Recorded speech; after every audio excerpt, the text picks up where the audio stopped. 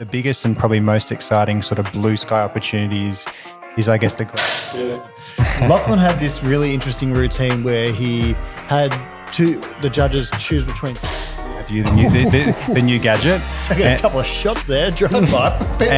and I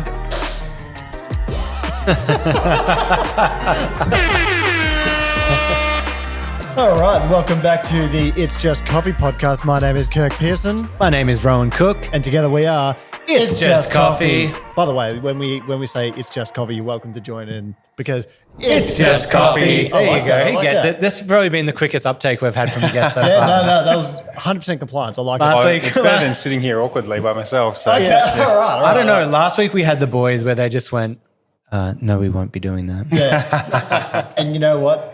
All power to them as well. Yeah, But today, appreciate it. Today we've got big time royalty, former colleague of mine, current CEO of St. Ali Coffee Roasters in Melbourne, Lachlan Ward. Welcome to the podcast. thanks for having me, guys. What's the news with you? You just got back from an overseas trip. Yeah. We've just opened up in Bali in Pererenan, so I'm just up the road from Canggu and got back late last week. So it's been a lot of fun, a lot of hard work as any new opening is, but yeah, couldn't be happier. It's gone so well. And now, how much are we looking at this as a business venture, or is it just more of an excuse to get over to Bali every once in a while? You're not the first person to ask. Look, it was actually the first time I've been able to take my family on a work trip, and I don't think it'll be the last one. So Love it's that. good. A bit of both. Little tactical work junket. Why not? Don't live to work. I've got two questions to let us off. Firstly, have you got that coffee on the menu where the rodent poops the coffee out, the coffee luwak? You got that one on the menu? We don't. But I guess if you're visiting and you're wanting to see it, I might pull it out of the special drawer. I want a coffee that a rat has shat out. But large intestine fermentation. You got to be careful now because I was like, well, this is an easy home run for a video to go viral and do that. But there's huge, what is it? They treat the animals really poorly. So everyone's actually really against it. I saw a few videos of people having it in the comment sections. They're just like, monster. Well, for every person that says that, there's also that one person at a party when they learn you're a barista and they pull you aside and they say, have you ever had that coffee with the rat shits out? It's like that happens everywhere. I've only had the coffee that you pooped out. That was interesting. Oh, that was a good. We're not trying that today, are That we? was a good batch. We're going to blindfold you later and we've got a few things for you to taste out. Bintangs, they on the menu.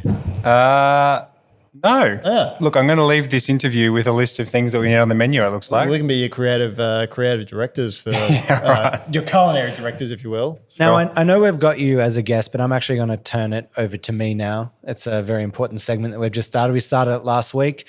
Rowan's Shred Diaries. Over the last few months, I was just saying, I was like, put on a few kgs, having a good time, eating well. And I just thought, that's it, enough. And what better motivation than to do it live on the podcast where I have people who are going to hold it against me if I don't. People that'll look at my videos and be like, look at you, you're not doing your Shred Diaries. So we weighed in last week. I weighed in fresh. 91 kgs. A good weight for me is probably around that like 84 kg range. So we're checking in each week. I've got some news coming in from last week. You're up. Down 1.2 kg. Wow, well done. Yeah. I'll pay that. There you go. Okay. So I feel like the first week's always the easiest. You're just losing a bit of that water weight and doing it. And then it's after that, the 2 week when you starts to plateau and become a little bit harder, a little bit tougher to do. But I hear that you run marathons and do a whole bunch of physical activity. Swimming at the moment, I hear as well. Yeah. Look, I think running and swimming have been a part of my life for a long time. And these days, running in particular is what I spend most of my waking hours doing if I'm not at work or with my family. Just as much exercise as it is, I think, for mental health for me. But how much does that play into your success in managing yourself, being the CEO of a company, do you think? Definitely a massive part. I don't know how people get by without, looking after themselves properly and exercising and taking time out for yourself and to digest and process, the day or whatever's going on. So for me, it's massive. I couldn't live without it. After or before work? Oh, before. I mean, you never know what the day is going to throw at you. And, I think days have a habit of stretching out longer than you'd planned, and it doesn't happen if I do it up. Get that cheeky jog in beforehand. Are you pumping music when you're going, or are you just like there in your thoughts? Or are you like timing yourself? No. It's quite meditative for me, even if it like swimming or running is the same. So I think it's a chance to process and think and and just be present too. Like if I like to do a lot of running on the trails. It's a little bit like surfing. I grew up at the beach, so it's a bit like you got to choose your line through down the trails. And if you're listening to music or you're not thinking, pretty easy to roll your ankle or fall down the ravine or something like that. Well, that's one piece of advice. My advice would be to listen to the It's Just Coffee podcast. Yeah. The next time you're out hitting the pavement, it's just coffee. That's the way to go. Yeah. I'll do that in the car. Yeah, it's great and meditative. Maybe we could put in some meditative music just right now for you just to zen out and really process your day. 432 hertz. Lachlan. Yeah, there I you like go. it. But hey, it's time for some news.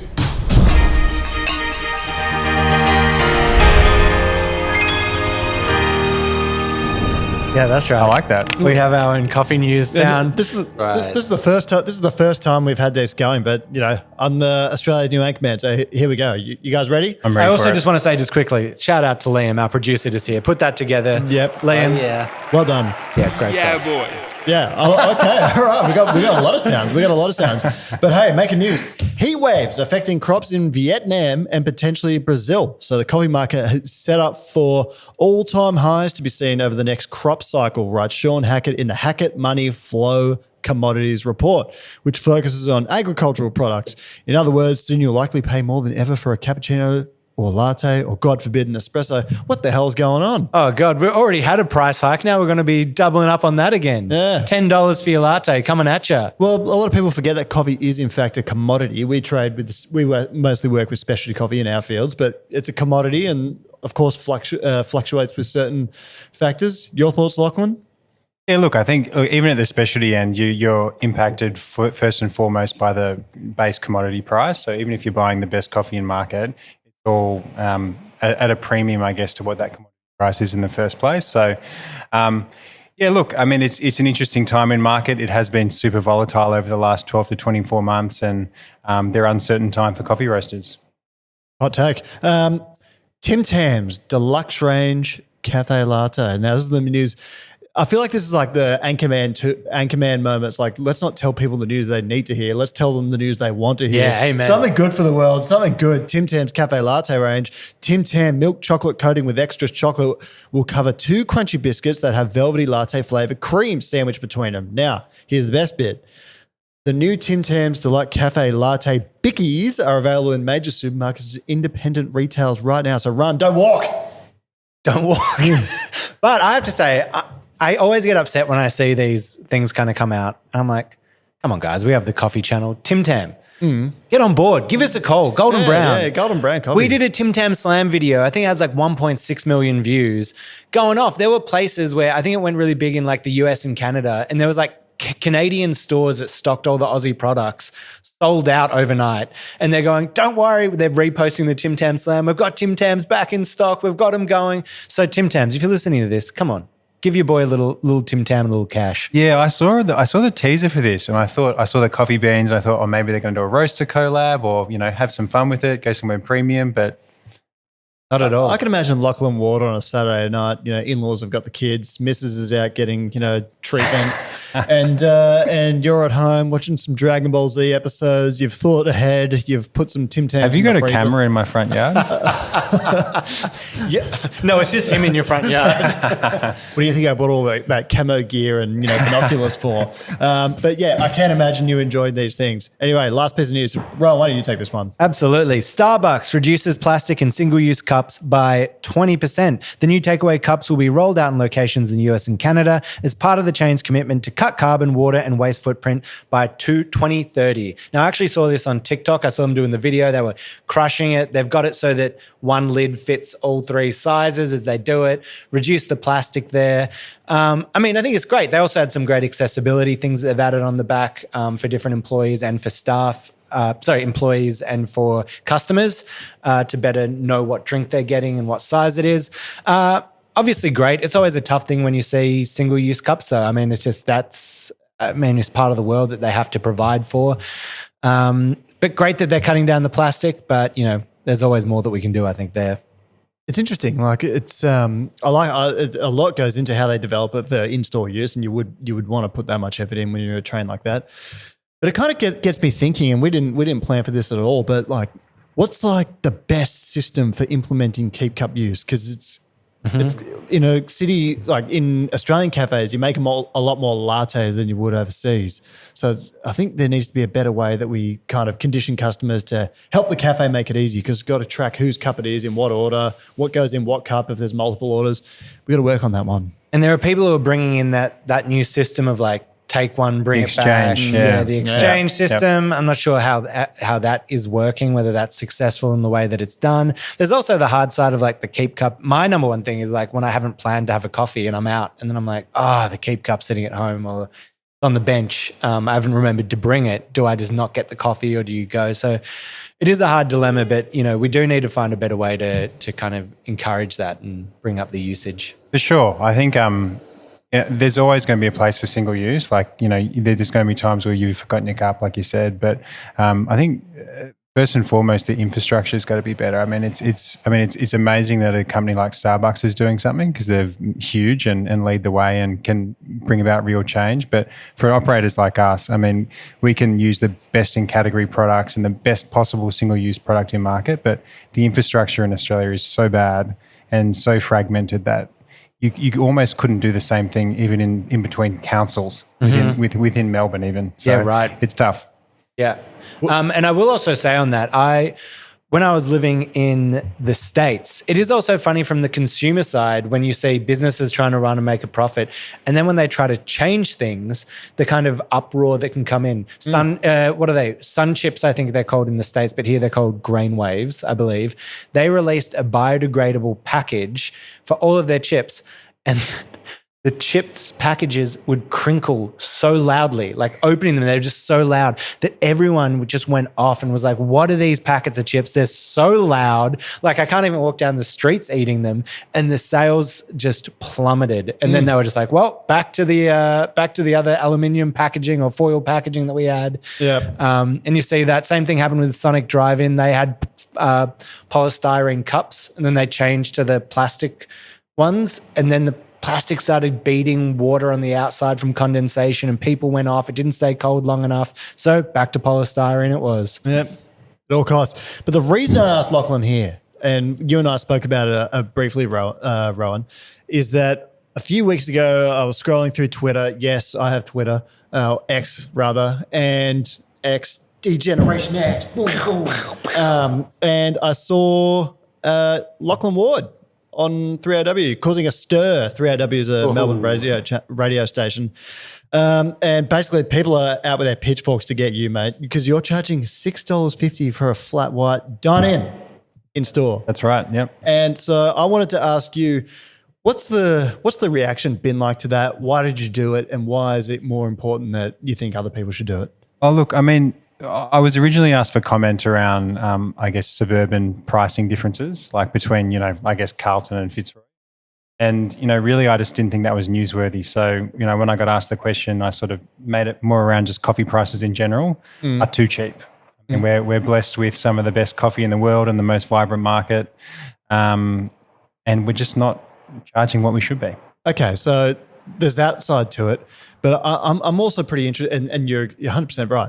But what I'm interested to know what the additional cost is for serving someone dine in, because there's some people would say, hey, well you might be serving it in a single use cup that arguably costs you less, but there's a whole bunch of costs that go into being able to service someone that. Yeah. I mean, and it comes down back to that word, and it's service, right? I think. To distill it down, labour and having people on the floor in a cafe in Australia is more expensive almost in the world. And I think for us to continue as an industry, we've got to look at pricing different ways than we have in the past. And that's the approach we've taken. We've just taken that approach with Sonali in South Melbourne. It's not the same across all of our venues, but the thought behind that is around the service levels. I mean, that's old school, right? That was what Italy did, right? If you get it at the counter, you go, bang, I'll get my espresso and I'm out the door. If you're sitting down, that's right. Those prices go up. So, I mean, it makes a lot of sense. I think, and I think it's just challenging, I guess, what's been expected and what has been charged historically in Australia. I think as an industry, we've got to look at almost anything at this point to try and not only survive, but have a successful business. I feel like the economy at large, and we're not just talking cafes here, but the economy at large is kind of feeling the effects of what's been going on in the past 5 years. So, before COVID, there was also enormous bushfires in Australia, which had a big impact. Then obviously COVID happened and we had some pretty hectic lockdowns in Australia, specifically in Melbourne and Sydney. And I feel like only now we're kind of feeling this, like the after effect of that. Then after COVID sort of finished, there's a whole bunch of supply chain issues that, caused by, wars in Ukraine and weather events in other places. And that also, it just affects everything. And so I think people's disposable income. So you can understand why people don't necessarily want to pay more. No one wants to pay more for anything. But I even remember back in the day when I was working at a cafe, like someone would order the fruit toast or whatever. They'd come in, they'd sit there for a long time and they'd get the fruit toast and they'd go, it was $6 at the time. And they go, I just want the one slice. I don't want two. I'm like, absolutely, can absolutely do that. Just so you know, it's still going to cost you $6. And they're like, no, why? I'll pay half, $3. And I'm like, no, you're not paying for the toast. You're paying for the person out the back, putting the time, putting it on the plate, setting it up, the waiter to bring it out to you, and for the service side of it as well. So there is that hard balance of trying to educate that Right.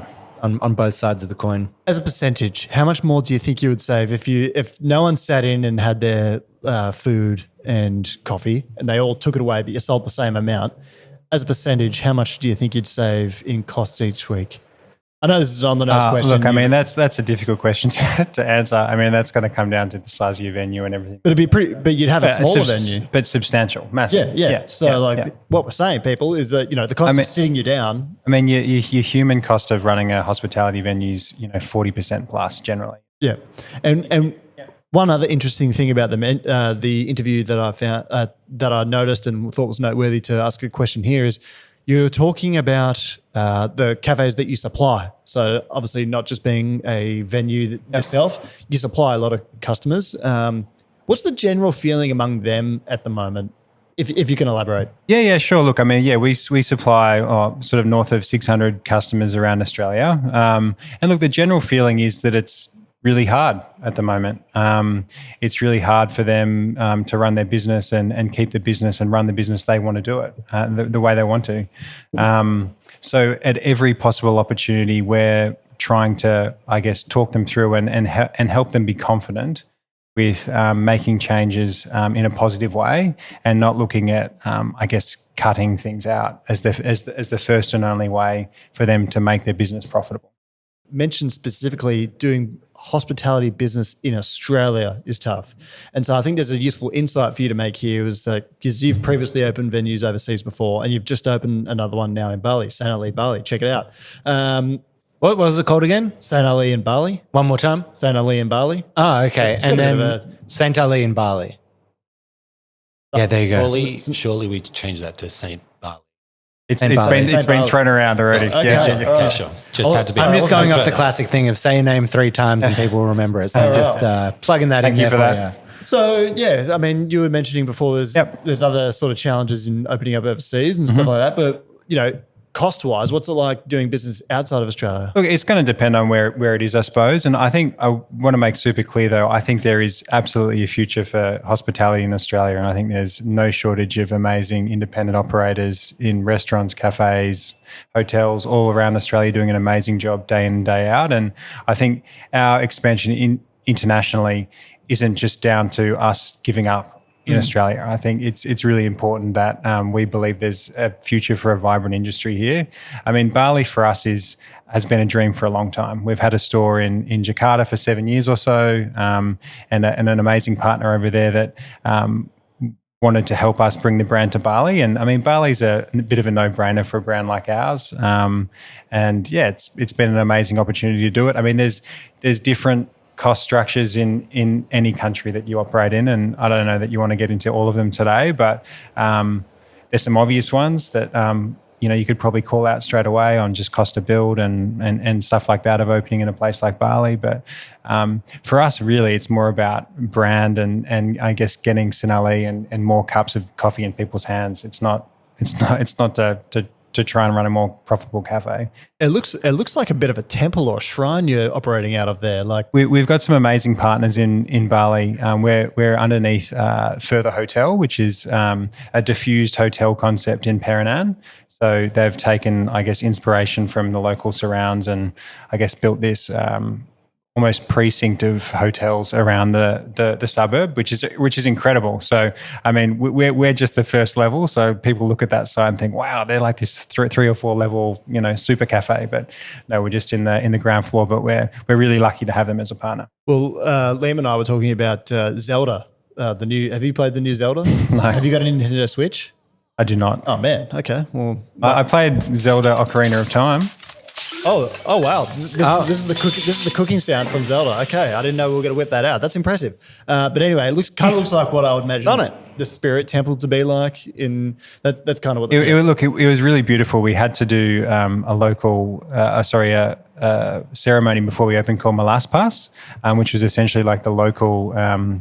I want to say medicine man, but probably a priest who comes and blesses the building and sort of, gets rid of all the evil spirits and bad juju before you open. And it's almost their equivalent of like the health inspection or like the building sort of permit. So that's like the last step you need to do before you open. And it was really beautiful to be a part of it.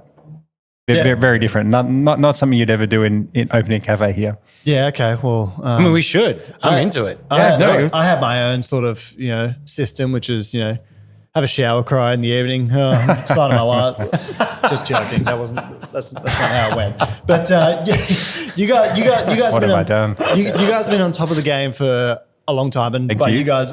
I kind of mean me. Look at this. I've got the St. Ali Feels Good jumper on. So of course I used to work with you. Do you miss me? I do. Yeah. Look, I mean, we've been blessed to have a lot of talented alumni come through St. Ali in the almost 20 years we've been open. It'll be 20 years next year. Massive milestone. But yeah, people like yourself and countless others have contributed in a massive way along the journey. A lot of those people are going on to do great things now as well. That's right. So Dan Dick has got Born and Raised Coffee. He was on the podcast a few weeks ago. Leon Holsworth just opened up a cafe not too far away from here. Andy Cooks, right? Andy That's Cooks, right. yeah, Andy Cooks, Big Andy. I mean, can we get a shout out to Andy Cooks? He's maybe we can get it like a little thing, but we need to get him on the pod. He's a sweetheart. He's a lovely dude. He's a coffee guy too. He loves coffee. Yeah, loves coffee. Well, he's a lovely guy with an incredible story as well. And just watching him grow through lockdown and Dobbers. People listening, tag Andy. Get him on. Let him know. And Dobbers. With you and the ownership of St. Ali with Sal and stuff like that, do you look upon that and think, geez, that's awesome to see them grow in a good way? Oh, absolutely. I think St. Ali is bigger than one person, and there's been a lot of a huge list of people that have contributed in massive ways over the years and who have gone to go and do amazing things in their own right. And it's cool to see. I mean, I miss a lot of them day to day. I mean, I'm still around. I'm probably one of the longest serving employees who are still in the business. But it's amazing to see. St. Ali's been I guess, rite of passage or a stepping stone for a lot of people. So it's been cool. And speaking of which, I'd love for you to sort of outline to the listeners your sort of entry into coffee, that business, and where you are now. So what was your first position in the business? Yeah, sure. So I think a bit like you, I studied journalism. And I was studying around the time when sort of specialty coffee was just kicking off in Melbourne. So it was sort of 2008. And I just moved down here from Byron Bay, and I'd worked in hospitality like a lot of people, a lot of students, and I could see what was going on in Melbourne, and it was just really fascinating. And as my degree went on and I deferred a few times and traveled and all that kind of usual stuff, I found myself gravitating more and more to coffee and wanting to write about it and wanting to work. Essentially. And so we got to the end almost to the end, and there was a Twitter competition. It was like win a dinner at St. Ali. And at the time, St. Ali was doing dinner, and so I entered the Twitter competition, meant to be doing assignments. Sure enough, I win a ticket. That night I met Sal and Joanne, his partner. It was amazing. What was the Twitter comp? How did you win? I can't even remember. Oh, come on. If we dive into you could probably find it. You could probably find it. So no, anyway, I met them both. 2007. Get in that Twitter feed. And then sort of a couple of months went by, and for the listeners that don't know, we haven't had another brand called Sensory Lab, which was, I guess, one of the experiential specialty coffee brands, or the first of its kind, really, that opened up on Little Collins Street in Melbourne. And there was a barista gig going there, so I thought, you know what, fuck it, let's apply, see what happens. And yeah, that was my first gig in the group. 16 years ago.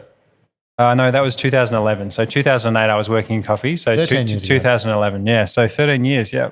Racked up your long service leave? I have indeed. Spent it yet? No. Oh, where do you plan on going? Bali. Yeah, I don't know. I haven't worked that out yet. But no, so from there, look, it was an amazing time in the business and an amazing time in the industry. I think when I got into coffee, the specialty coffee movement was very much in its infancy in Melbourne, and there was so much excitement and enthusiasm and so many openings that you really felt like you're on the frontier. So yeah, from there I went on to run that store, and then I guess I don't know that you want to know every step, but ended up running the Sensory Lab hospitality part of the business for a number of years. Went and did a bunch of side projects, ran the whole hospitality business. Moved into operations, so ran the warehouse for a period, wholesale team, and then so Sal, for those who don't know, is, I guess, the founder in its current form. As he's wanted to take a step back more, I guess as time's gone on, I've taken on more responsibility, and it'd be coming on 2 years ago now. Yeah, okay. Took the top job, yeah. So it's been a ride. It's been fun. I'd say that we'd have, a lot of listeners that would either be working in cafes or working their way up and maybe want to pursue that to go kind of higher. Is there any advice you'd give for someone who's maybe at that ground level? Obviously, there are different ways that they can pursue it, but do you have any advice there? I think just be hungry and don't expect opportunities to come to you. I think, Sonali's the kind of business that I guess suits the kind of person who's going to go after it and chase it, and maybe ask for forgiveness later in some respects. And I think I've been given a lot of opportunities to try and fail and to try new things and chase new things, and I guess throw myself into situations where you sort of fake it till you make it, I guess. So I think if I could give any advice, it would just be to get after it, and yeah, don't expect it to come to you, because it's just not. I mean, hospitality and coffee has limited pathways. And, I guess that's an important thing to call out. So, get after it and chase what's in front of you, I suppose. And let me tell you, those baristas out there know what it's like to stay hungry. Starting the shift at 6 a.m., not going on your lunch break until about 3. Yep. So we're always staying hungry. Yeah, He's a panini. Yeah, I miss some things about working as a barista, but there's plenty I don't. Yeah, yeah, the old espresso for lunch diet. Oh yeah, yeah. Brutal. But what a lot of people might not remember, although they should, is that you're a former Australian Brewers Cup champion. That's right. Did you know that, Rohan? Former Australian Brewers Cup champion. Mm-hmm. I should have got Liam to get the audio for one of your opening lines, but Lachlan had this really interesting routine where he had the judges choose between two coffees, a Katura or a Geisha. Which one would you like? And they chose the Katura. Do you wish they chose the Geisha? Yeah, look, I mean, in hindsight, it was probably a silly move. I think everyone was presenting Geishas that year, and we were working with the farm Santuario out of Colombia, and they do some amazing things, and they're growing a lot of varieties in close proximity, right? And so we made the whole routine about that, and this element of choice. And then, of course, when a judge has been drinking one variety the entire day, they're going to pick the thing that isn't that, I guess. And but no regrets. It was an amazing opportunity. I think it taught me a lot. I mean, I encourage baristas to do it if that's your thing. It's not going to be everyone's thing. I think public speaking can be challenging and daunting and scary in a lot of ways, but it opened doors for me and gave me a lot of confidence as a coffee professional. Going from there to now that you're the CEO of the business, of the company, and I guess it was good to ask you before about like how you start your day, which is with running and with exercise. What's like a typical day of you now? Because one thing I really respect about people, and I respect about Rohan and Sonam as well. When I first interviewed Rohan previously, it was good to know that how he sort of structures his day. And I think that's something like a lot of people could learn to do better nowadays. put my hand up. I'm terrible at it. But how do you sort of work, like structure your day? And, you know, you're thinking, I had to book this in with you probably like a month ago, 3 weeks ago, because, you know, your calendar's full. How do you go about doing that?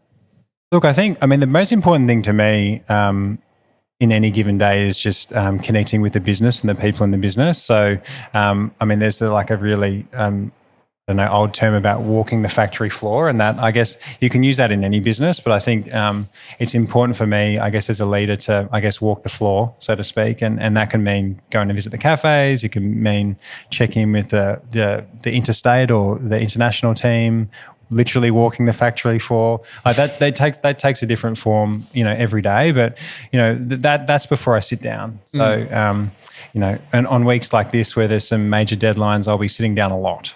So making sure you carve out that time for the people is the most important thing, and how I try and start every day. And I use strategically, if I'm in the car, I use car time for phone calls as well, because that's you know, when you can get a lot of things done and you're stuck. So. Are you big on the self-help books? No, not really. Because one of our mutual friends, Todd Suter, always gets me onto these self-help things, and one of them is the Power of One More. And the what's the guy's name? Ed. No idea. I forget the guy. He looked at me. I forget the name of the guy who started that. But there was this really famous clip where he's like, I actually get 3 days out of one day. I have my first part of the day where it's we got Ed Milet. Ed Milet, that's the one. Milet, He's like I break it into 3 6-hour blocks. So part one of the day, 6 hours, and then yada yada yada. So, and went viral, and a lot of people said it was. But wait, what's this one more? What is it? Can you explain it? One more. It's a book. So can you explain what the principle is? Is there like one principle? If you put one more effort here, I can't remember. I've read. So it's all about like incremental gains. Yeah. But you know, do you get around to anything like that, or you just got your own? No, thing? not really. I mean, like I think like a lot of people who are sort of trying to find their way and I guess grow as professionally. You know, you'll read books along the way, and you sort of take different things from different parts of those and use it in your own way. But no, I don't think I've got a magic formula.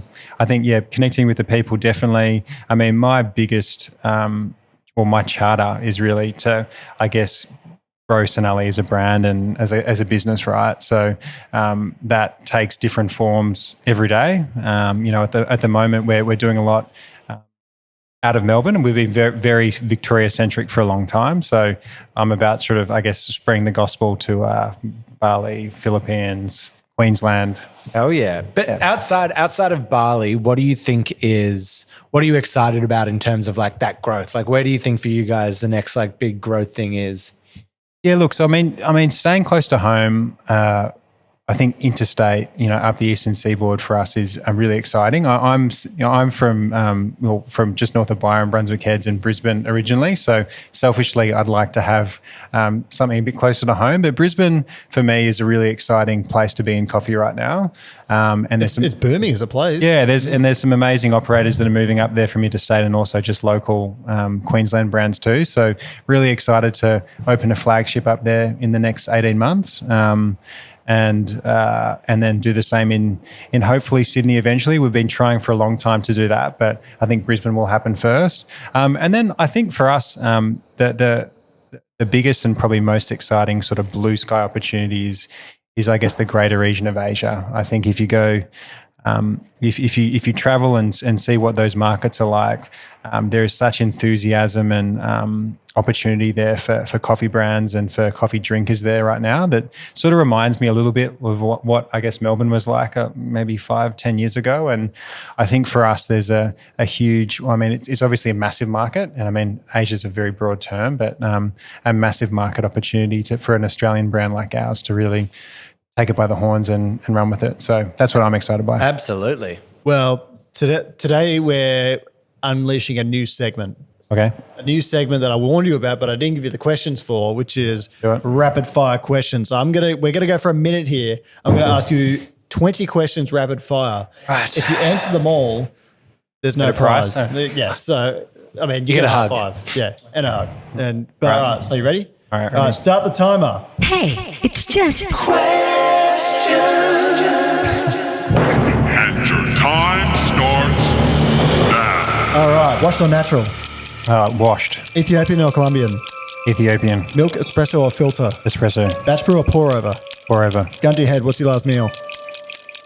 Focaccia. Godzilla or Kong? Kong. Gryffindor or Slytherin? Gryffindor. Monty Python, Life of Brian Monty or Holy Python. Grail? Holy Grail. AeroPress or V60? V60. Charmander, Bulbasaur or Squirtle? Squirtle. Best coffee city that's not Melbourne? Sol. Scruncher or folder? Fold. Oat or soy? Oat. Matcha, yes or no? Yes. Iced latte or cold brew? Cold brew. Simpsons or South Park? Simpsons. Sunrise or Today Show? Sunrise. Koshi all the way. Greatest rapper ever? Oh, jeez. Eminem. Best cafe song? A song. Shit. DJ Shadow. Private Press. Best coffee in Melbourne that's not your own? Golden Brown. There was one more question, so I will ask you now. Armageddon started. What are you taking with you? My family. Okay, that's Fair. That's probably the only answer you should have. Geez, you got me nervous there, Lachlan. I was Oh, that was quick. Yeah, Oh my god! the Also, heart just pumping. this music, crescendo. the crescendo. But you know what, guys, it's got me feeling a little bit hot. It's got me really It's hot. got me feeling really hot. Sweaty. You should start with that, I reckon. That gets the mood going. Okay, all right. We'll do it next time. Oh, is that the sound of? new music? What the hell? This was unscripted. Yeah, that's the sound of boiling water, guys. Oh shit! It's getting hot. Although our guest isn't sweating because he's a marathon runner and his resting heart rate is super low. hemoglobin It's barely beating right now. Yeah, it's barely beating. It's like a turtle. I'm barely alive. Gonna leave to 140. I hope so. But it's getting hot in here. It's time for an extra hot take with 2 sugars.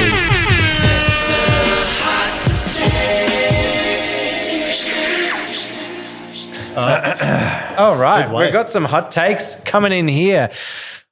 I'm going to start us off with my extra hot take. Capsule coffee. Not so bad. Ooh.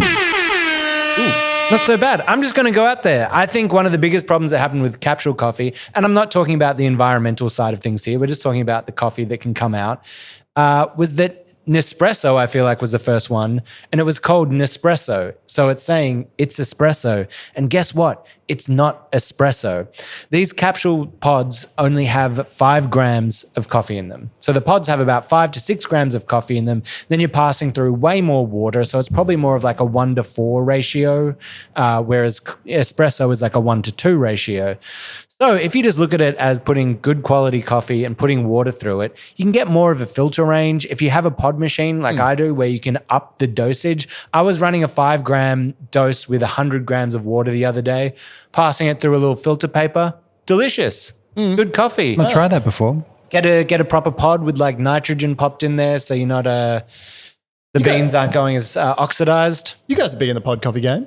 A long time. Yep. And look, I think I agree. I think they serve their purpose. I mean, they're not out there to replace an espresso machine. Exactly. But I think for the right consumer or the right point in time, I think they're great. Yep. Second that motion, but I'm going to finish on the extra hot takes. I would like yours next, if I may. Down the barrel. Down the barrel. Give it to them. Give them hell. I mean, I hope mine isn't too lukewarm, but no, mine's about I guess it's probably not as short and snappy as yours, unfortunately. But no, I think as an industry, coffee tends to look inwards and get fixated on stuff like technology and these tiny incremental gains that don't really fucking mean anything to the customer. I think coffee as an industry in and of itself is a people industry.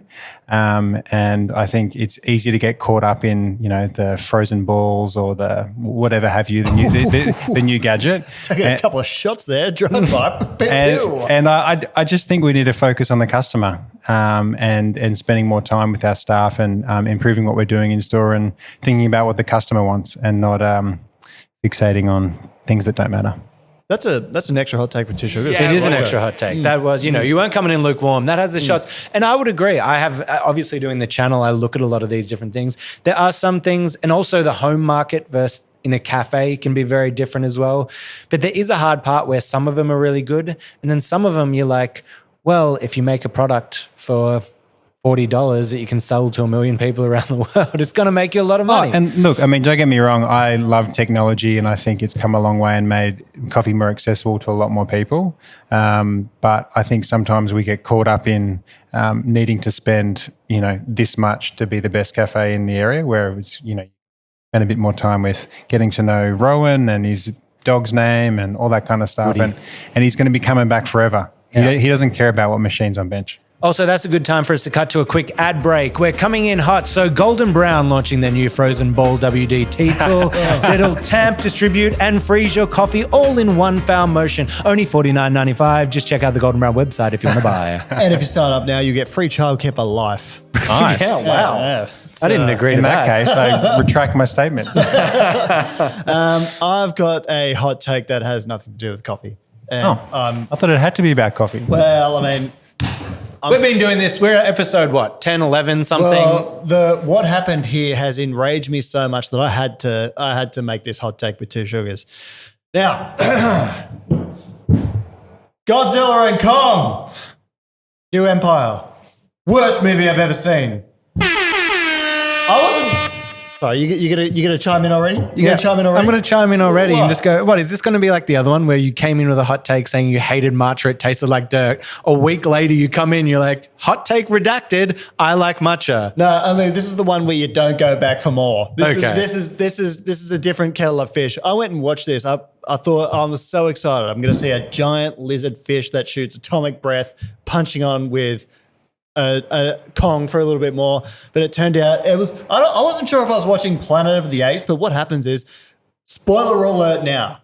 Pause for a second so they can at least get out or whatever. Spoiler alert is over. But basically, Godzilla, he goes and fights Kong for a little bit, but then Mothra flies up, who's being ridden by a little girl that can now, transport dimensions with Mothra, goes up, breaks up Godzilla and Kong fight, to take them to a different dimension, to punch on with a Rangakong and an Ice Godzilla. And it's just like... This sounds amazing. Yeah, it sounds incredible. I cringed the whole time. I think was you're like, the issue here. Oh, far out. But no, I've had a gutful. And you know what's sad about it? It was produced by Warner Brothers. And you know what Warner Brothers gave us? June 2. June 2 is like the... You've got a funny story about June 2, actually. But yeah, you told us before the thing. What was it? Yeah, that's right. Yeah. So come on, explain. Come on, tell them. Oh, right. Okay. Well, I went and saw June 2. It's one of the first movies I've seen in a long time. I've got 2 young kids. They were away for the weekend. My partner, I invited her along. She didn't want to come. I get home. The movie was incredible. I'm a big fan. I've read the books. Anyway, she gets back from a massage, and I've got all the speakers in the house playing the June soundtrack. And it's like for those who haven't heard it, it's like this droning. It's big.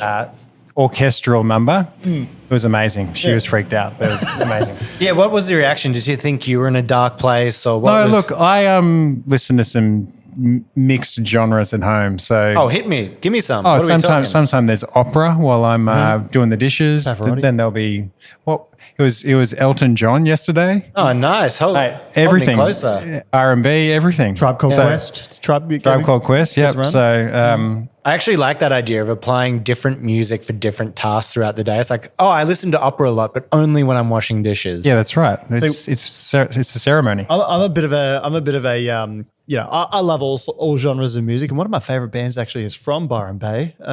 Who? In Heart's Wake, Yeah. hardcore metal band, and then of course Parkway Drive, another banger. Yep. Did you ever listen to any In Heart's Wake? I did. Yep. Well, shout out to In Heart's Wake. And Amity Affliction are from Byron as well. there you go. Nah, I Amity- think they're no? from Queensland somewhere. One of them's from Byron. Okay, all right, maybe. He knows. He went to school with him. Oh, yeah, all right. Yeah, you win. But yeah, Jake Taylor, if you ever want to come on the podcast, I think you had something to do with coffee at some point. He's the lead singer of Amity Affliction. But In Heart's Wake. The other one. Yeah, okay. You got me confused. But hey, it's been absolutely fantastic to have you on the podcast, mate. It's been a pleasure to come. Time flies when you're having fun. Did you have any concluding remarks that you wanted to tell everyone listening in? Stay safe, drink more coffee. Stay safe, drink more coffee. Yep, absolutely. I think everyone, if you're in Melbourne, head down. As well, the new Bali shop.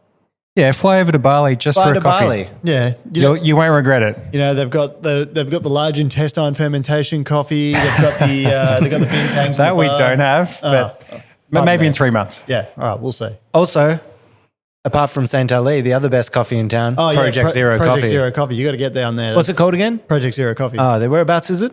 140 King Street, Melbourne. What's it called again? Project Zero Coffee. No, he Hey, you gets got to it. come in. He picks up. This is just. Yeah. No, I like him. And if we're talking about things that he's picked up, it's probably a good time to finish it up there. And we can just all say, it's just coffee. Yes, I like that. Very nicely done.